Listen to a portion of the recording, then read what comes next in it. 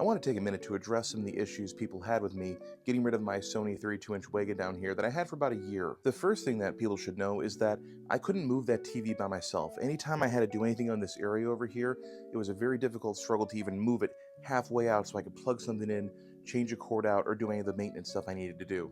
It also took up a ton of space over here in the retro gaming area, and I mean a ton. We have a lot more room now that it's gone. Even though I'm sad it's gone, I'm glad we have the space to actually work with and add additional systems, move things around, and make things make sense over here. So the other issue was that people said it was probably just a capacitor, and a couple things about that. The model number and the error code were returning different results for what was wrong with it. So it was either a bad board, a bad tube, a bad V-hold. There was a bunch of different things people said it could be or it was, and that was according to Sony service manuals as well. Could it have been something as simple as a cap? Sure, it could have been. However, I didn't have the manpower to move it into an area to work on it. I don't really know how to discharge a CRT. I've seen experienced technicians fly across the room from a flyback transformer, and really I just don't have the expertise to get into it. I never have had the expertise.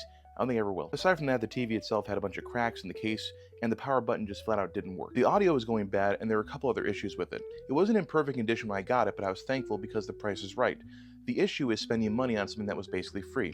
Now, in the Northeast Ohio area, where I am, CRTs are pretty plentiful and cheap still. People are still selling them on Facebook Marketplace for like $20 or for free. I didn't want to throw away or get rid of that TV, but unfortunately, the financial burden of repairing it or finding a repairman or having someone come over would have been way more than it was worth. I took it out, I threw it away, and unfortunately, that's how that story ends. Now, maybe in the future I'll find another one, and I'll try to find one that's in better condition, but for right now, we'll just have to rest in peace to the Sony WEGA.